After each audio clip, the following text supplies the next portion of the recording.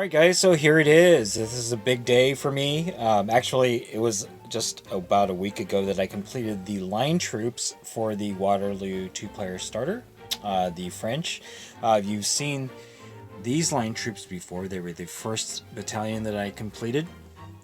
And then I worked on my second battalion, so it's kind of a big deal. These are, to be honest, out of all the years of wargaming that I've put in, this is the first time that I've painted these many miniatures before. I'm very motivated because I want these figures to look good once we start filming battle reports for Black Powder. And so I try to get these done as quickly as possible. The paint job on these are not perfect and probably not all historically accurate, but the fact that they are painted and based will make it look exceptional on the battlefield once we start playing the game. So this is obviously the Waterloo update. These are the French that I've completed. You've seen the general before, and now I have the two line battalions done. Alright, now with the line battalions done, I can concentrate on my Chasseur Ashaval.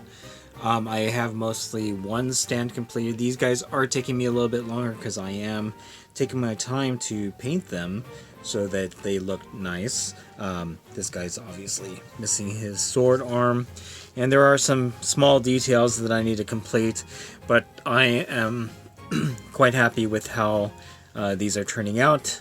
Once I complete this stand, we'll have 5 more to go, so alright. Alright, moving away from the Waterloo two-player starter, I'm, starting to work on some stuff that is outside of the starter in preparation for getting my army beyond the Waterloo two-player starter. So what I have here, obviously, is the mounted colonel, or the first of my 3 mounted colonels. I'm actually going to use this as a divisional or brigade commander.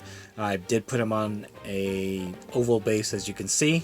The last time you guys have seen this guy, he was actually not completed. He is now complete, and I'm actually pretty happy with how he's turned out.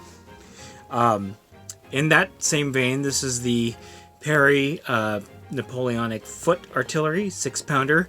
I actually had the base done for quite some time, but as you can see, I've completed the artillery piece and the loader. So all I have to do is complete the 3 other crew members, and I will have a 6-pounder for my French. Alright, lastly for my French, I have 2 of the remaining infantry colonels that came out of the Perry set that I unboxed.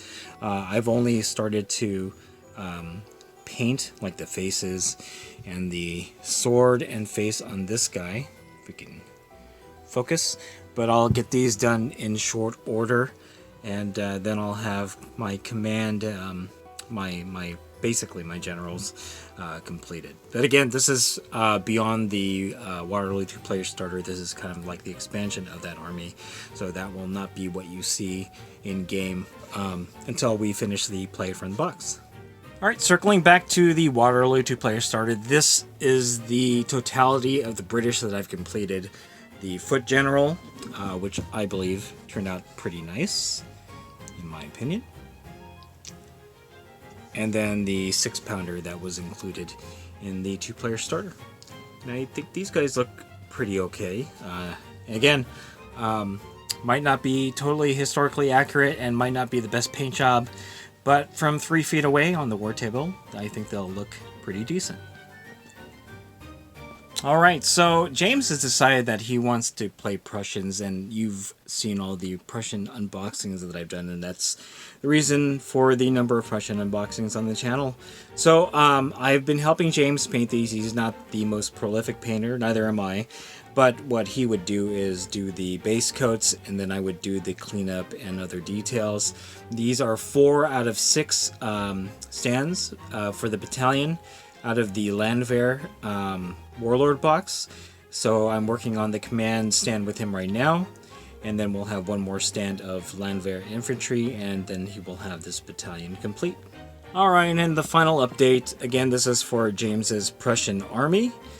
These are figures from the War Games Atlantic box set, as well as a couple from Perry, namely the command, the officer here, and the flag bearer. So I actually took a couple pieces. I took most of the components of the officer from the Perry command set, and then actually added an extra sword arm, because that command sprue only comes with one sword arm. This allowed me to create a second officer, which James will have for a second battalion of the WarGames Atlantic Prussians. That kind of gave us a little bit of value. The sword arm is actually from the French Perry command sprue, so that kind of worked out. And actually, this is the first banner that I've ever done, or flag, and I think it turned out okay. Again, my first one. I did end up using the foil glued under the paper method, so I actually photocopied the Warlord flags, the Warlord flags from the insert for the Landwehr Cavalry, and then glued it, used PVA, as well as putting foil underneath, and I think it turned out okay. And again, it's not perfect, but I feel that it's not bad for my first try, or first go for the flags, and James was pretty pleased, so that makes me pretty pleased. All right,